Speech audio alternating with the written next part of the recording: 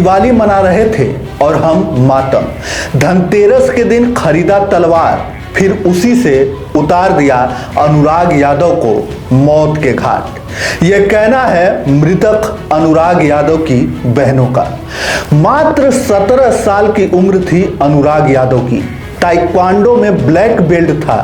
देश के लिए गोल्ड मेडल जीतना चाहता था अनुराग यादव, लेकिन जमीन के लोभियों ने एक झटके में सब कुछ खत्म कर दिया। सारे सपने चूर कर दिए। माता पिता का इकलौता बेटा था अनुराग यादव। 5 बहनों में एक भाई जो बहनों का लाडला हुआ करता था। अभी घर से खाना निकालने को बोलकर अपनी बहनों को बस बाहर ही निकला था अनुराग कि हत्यारा रमेश यादव तलवार लेकर दौड़ा। अनुराग भागना भी चाह रहा था, लेकिन लालता यादव ने उसे घेर लिया। फिर निहत्थे अनुराग यादव की गर्दन पर इतना जोरदार प्रहार किया कि सर धड़ से अलग हो गया। बताया तो यह भी जाता है कि अनुराग की मां घंटों बेटे का कटा सर गोद में लेकर रोती रही। जिसने भी यह दृश्य देखा उसकी आंखों से आंसू टपक पड़े। सोच कर देखिएगा, आपका भी कलेजा दहल उठेगा।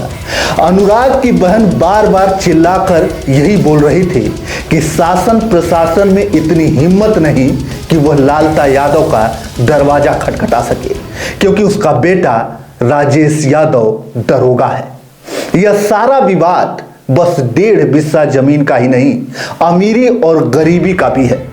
कोर्ट से स्टे होने के बावजूद रमेश यादव के घर वाले उस जमीन को अपना कहते थे और इसी बात को लेकर धमकी भी देते थे। जबरदस्ती उस जमीन पर घर बनाने की बात भी कहते, और यह सब बस और बस वर्दी का रोब और पैसों की ताकत के बलबूते पर। वहीं आसपास के लोगों का तो यह भी कहना है कि लालता यादव का बेटा भले ही पढ़ लिख कर दरोगा बन गया हो, लेकिन उसकी सोच जाहिलों वाली है और जमीन और पैसों की भूख इतनी है कि इसके लिए कुछ भी करने के लिए लालता यादव का परिवार तैयार रहता है। ग्राम प्रधान के अनुसार लालता यादव का घर भी जिस जमीन पर बना है, वह जमीन भी गांव समाज की जमीन है और वह जमीन हड़पने के लिए किसी भी हद तक जाने के लिए तैयार रहता है। लालता यादव का परिवार वो भी सिर्फ और सिर्फ अपने दरोगा बेटे के दम पर। अब तो गांव के लोग भी खुलकर बोलने लगे हैं कि वो सब दबंग टाइप के इंसान हैं। जमीन की भूख उनकी बहुत बड़ी है, लेकिन कहीं ना कहीं इस पूरे मामले में राजस्व विभाग भी जिम्मेदार है। शायद से अगर समय रहते ही राजस्व विभाग जाग गया होता तो इतनी बड़ी घटना नहीं होती।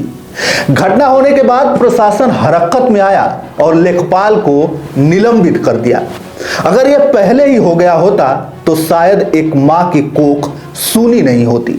लेकिन अनुराग यादव हत्याकांड से यह तो साबित हो ही गया कि आप किसी भी जाति के हों, आपके घर पर पुरुषों की तादाद अगर कम है तो आपको चैन से कोई जीने नहीं देगा। और अगर आपके विपक्ष के घर कोई आईपीएस, पीसीएस या दरोगा होगा तो हमेशा आपको तबाह करने के ही बारे में सोचेगा।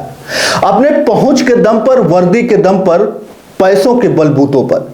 लेकिन एक बात तो है, इस पूरे मामले पर अखिलेश यादव का एक ट्वीट तो आया जिसमें लिखा गया है, आज की सरकार और अपराध में अजीब सा विरोधाभासी संबंध है। एक तरफ दोनों साथ साथ हैं तो वहीं दूसरी तरफ सरकार जितनी कमजोर और निष्क्रिय होती जा रही है, अपराधी उतने ही ताकतवर और सक्रिय होते जा रहे हैं। यूपी कहे आज का नहीं चाहिए भाजपा। और फिर एक स्क्रीनशॉट चिपका दिया गया है जिस पर लिखा है, जौनपुर में ताइक्वांडो खिलाड़ी का सिर तलवार से काटा, जमीनी विवाद में वारदात, मां गोद में सर रखकर रोती रही। अब इसके बाद से कोई प्रतिक्रिया नहीं आई है सपा मुखिया अखिलेश यादव की। क्यों? क्योंकि वह शायद एक गरीब यादव था और उसके विरोधियों के पास पैसे और वर्दी और दबंगई का रौब था, इसलिए, या वोट बैंक का बैलेंस बना रहे इसलिए। ये मैं इसलिए ऐसा कह रहा हूं कि देवरिया कांड हो या जौनपुर मंगेश यादव एनकाउंटर कांड हो, शायद से अभी कोई भूला नहीं होगा, लेकिन जितनी सक्रियता उसमें दिखाई गई थी यहां पर क्यों नहीं, ये सवाल तो है। और ये सवाल जनता कर रही है। जहां परिवार में 5 बेटियां हैं, एक पिता के भरोसे ही पूरा परिवार चलता हो, परिवार की पूरी उम्मीद बस अपने एकलौते बेटे पर टिकी हुई हो और उस बेटे का सर कलम कर दिया जाए, अब इससे बड़ी वारदात क्या होगी। तो फिर अनुराग यादव की हत्या पर इतनी खामोशी क्यों? अखिलेश यादव क्या जाएंगे सांत्वना प्रकट करने उस परिवार को, हिम्मत देने? क्या उस परिवार की मदद करेंगे सपा मुखिया अखिलेश यादव? ये तो देखने वाली बात होगी। लेकिन अब मेरे इन कुछ शब्दों से कुछ लोगों को तकलीफ जरूर होगी, कुछ लोग गालियां भी देंगे कमेंट में, तो दीजिएगा, मुझे कोई फर्क नहीं पड़ता। आज से कुछ एक साल पहले मैंने एक खबर चलाई थी जिसमें एक दबंग यादव परिवार भी एक गरीब यादव परिवार की जमीन और उसकी बेटी पर हाथ डाला था, जिसे देखकर कुछ लोगों का कमेंट आया था और कुछ लोगों का कमेंट में गालियां भी आई थी।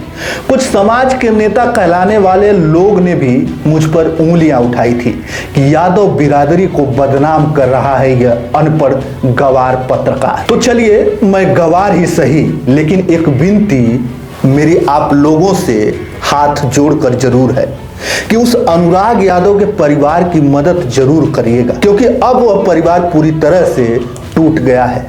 और टूटे भी क्यों न, क्योंकि जब बाप के कंधे पर एक जवान बेटे की अर्थी उठती है तो उसका दर्द वही जान सकता है।